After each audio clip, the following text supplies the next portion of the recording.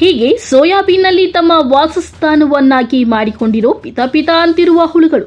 ಹೂಕೋಸಿನ ಮೇಲೆ ರಾಜಾದಿರಾಜನಂತೆ ತೆವಳುತ್ತಿರೋ ದೊಡ್ಡ ಹುಳು ನೋಡಿದ್ರಲ್ಲ, ಇದೇನಪ್ಪ ಹೋಟೆಲ್ ಅಂತ ಹೇಳಿ ಕೀಟಗಳ ಬಗ್ಗೆ ವರ್ಣನೆ ಮಾಡ್ತಿರೋದು ಯಾಕೆ ಅಂತ ನಿಮಗೆ ಅನಿಸದೇ ಇರೋಲ್ಲ. ಈ ಎಲ್ಲ ದೃಶ್ಯಗಳು ಕಂಡು ಬಂದದ್ದು ಚಿಕ್ಕಬಳ್ಳಾಪುರ ನಗರದಲ್ಲಿ ಇರುವ ಒನ್ ಅಂಡ್ ಓನ್ಲಿ ಅರಳಿಕಟ್ಟೆ ಹೋಟೆಲ್ನಲ್ಲಿ.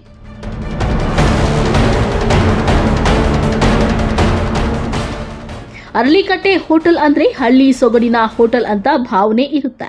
ಅದೇ ಭಾವನೆಯಲ್ಲಿ ಈ ಹೋಟೆಲ್ಗೆ ಗ್ರಾಹಕರು ಟಿಫನ್ಗಾಗಿ ಹೋಗ್ತಾರೆ. ಅದೇ ರೀತಿ ಮಧ್ಯಾಹ್ನದ ಊಟಕ್ಕಾಗಿ ಗ್ರಾಹಕರೊಬ್ಬರು ಹೋಟೆಲ್ಗೆ ಹೋಗಿದ್ರು. ಅಲ್ಲಿ ಒಂದು ಊಟವನ್ನ ಪಾರ್ಸಲ್ ಮಾಡಿಸಿಕೊಂಡಿದ್ದಾರೆ. ಆದರೆ ಆ ಊಟವನ್ನ ತಿನ್ನಲು ತೆಗೆದ್ರೆ ಸೋಯಾಬೀನ್ನಲ್ಲಿ ಮಾಡಿದ್ದ ಸಾಗುವಿನಲ್ಲಿ ಪಿತ ಅನ್ನೋ ಹುಳುಗಳು ಕಂಡಿವೆ. ಕೂಡಲೇ ಆ ಗ್ರಾಹಕ ಬಂದು ಹೋಟೆಲ್ ಮಾಲೀಕರನ್ನ ಕೇಳಿದ್ರೆ ಅದಕ್ಕೆ ಸರಿತೂಗುವ ಮತ್ತೊಂದು ಸಾಗುವನ್ನ ಕೊಟ್ಟಿದ್ದಾರಂತೆ. ಸುಮಾರು ಒಂದು 6 ತಿಂಗಳಿಂದ ಇಲ್ಲಿ ಊಟ ತಿಂತಾ ಇದ್ವಿ.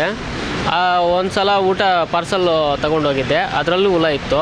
ಇವಾಗ ಆವತ್ತೇ ಹೇಳ್ಬಿಟ್ಟು ಹೋಗಿದ್ದೀನಿ, ಸರ್ ಈ ಥರ ಹುಳಗಳಿದೆ ಊಟದಲ್ಲಿ ಸ್ವಲ್ಪ ನೋಡಿ ಅಂತ. ಮತ್ತೆ ಅದೇ ರಿಪೀಟ್ ಆಗಿದೆ. 2ನೇ ಟೈಮ್ ಇದು. 2 ಊಟ ತೊಗೊಂಡೋಗಿದ್ದೆ ಇವಾಗ ಪಾರ್ಸಲ್ಲು, ಅದರಲ್ಲೂ ಹುಳಗಳಿದ್ದೆ. ಬೇಸರ ಆಗುತ್ತೆ ಸರ್, ಯಾಕಂದರೆ ನಾವು ಊಟ ಅಲ್ಲ ತಿನ್ನೋದು.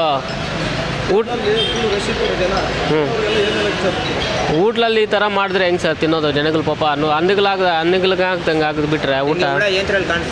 ಸೋಯಾಬೀನು ಸಾಗುದಲ್ಲಿ ಅದನ್ನು ಏನಕ್ಕೆ ಹಾಕೊಂತಾರೆ?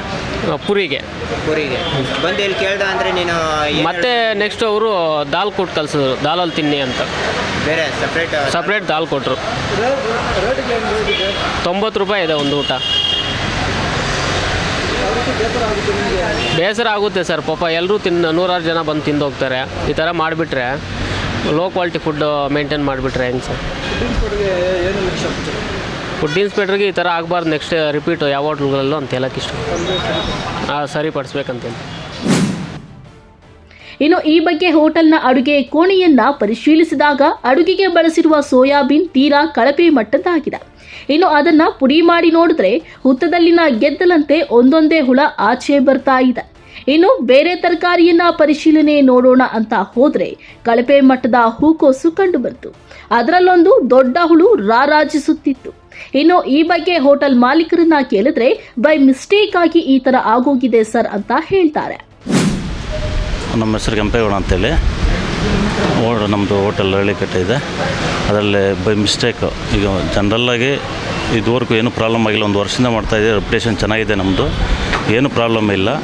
ಸೋಯಾಬೀನು ತಂದಿರೋದ್ರಲ್ಲಿ ಯಾರು ಸ್ಟಾಕ್ ನೋಡಿಲ್ಲ, ಅದರಲ್ಲಿ ಅಂಗಡಿಯವರೇ ಸ್ಟಾಕಲ್ಲಿ ಹುಳ ಇದೆ ಅಂತ ಗೊತ್ತಿಲ್ಲ. ಸೋಯಾಬೀನಲ್ಲಿ ಈಚೆ ಕಡೆ ಹುಳ ಕಾಣಿಸಲ್ಲ, ಒಳಗಡೆ ಹುಳ ಕಾಣಿಸುತ್ತೆ. ಅದು ಬೆಂದ ಮೇಲೆ ಗೊತ್ತಾಗುತ್ತೆ ನಮ್ಗೆ, ಅದುವರೆಗೂ ನಮ್ಗೆ ಗೊತ್ತಾಗಲ್ಲ ಸರ್. ಹಂಗಾಗಿ ಸೋಯಾಬೀನಲ್ಲಿ ಒಂದು ಹುಳ ಕಾಣಿಸಿದ್ದಕ್ಕೆ ಈ ಥರ ನಮ್ಮ ಕಸ್ಟಮರ್ ತಗೊಂಡೋದ್ರು, ಬಂದು ಹೇಳಿದ್ರು ಅವರು ಸರ್. ಬಂದ ತಕ್ಷಣ ಅವ್ರು ಹೇಳಿದ ತಕ್ಷಣ ನಾವು ಅದನ್ನು ಆಚೆ ಹಾಕಿ ಬೇರೆ ನಾವು ಅದನ್ನು ಹೊಸ್ದಾಗಿ ಏನು ಮಾಡಬೇಕು ಬೇರೆ ಹಾಕಿ ಸಾಗು ಮಾಡಿ ಕೊಟ್ಟಿದ್ವಿ ಸರ್. ಅದು ಸೋಯಾಬೀನಿಂದು ಮಾತ್ರ ಸಮಸ್ಯೆ ಅಲ್ಲ, ಪ್ಲಸ್ ಇವಾಗ ಒಳಗಡೆ ಕಿಚನಲ್ಲಿ ಹೇಳಿ ಸರ್. ಹೂಕೋಸು ಎಲ್ಲ ನೋಡಿದ್ವಿ, ಎಲ್ಲ ಬೂಜಿ ಇರ್ತದೆ. ಹೂಕೋಸಿನ ಬೂದಿ ಇರೋದಿಲ್ಲ ಸರ್, ಇದು ಬೆಳಗ್ಗೆ ತಂದಿರೋದು.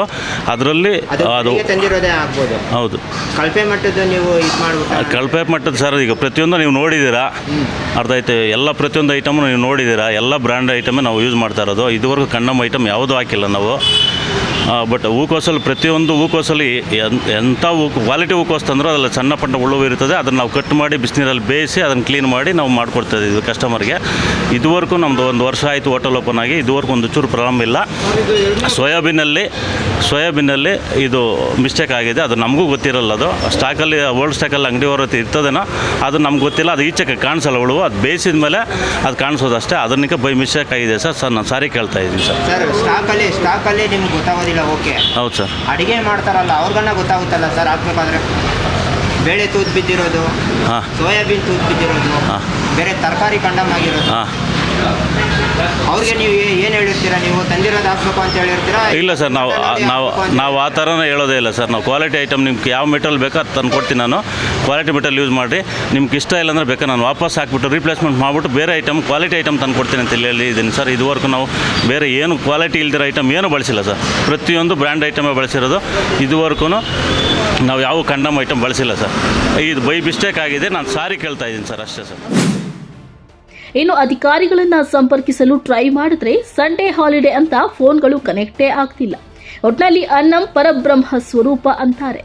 ಹಸಿವೆಂದು ಬಂದವರಿಗೆ ಹೊಟ್ಟೆ ತುಂಬ ಊಟ ಕೊಡೋ ಹೋಟೆಲ್ಗಳ ಮೇಲೆ ದುಡ್ಡಿನ ಚಿಂತೆ ಮಾಡಲ್ಲ.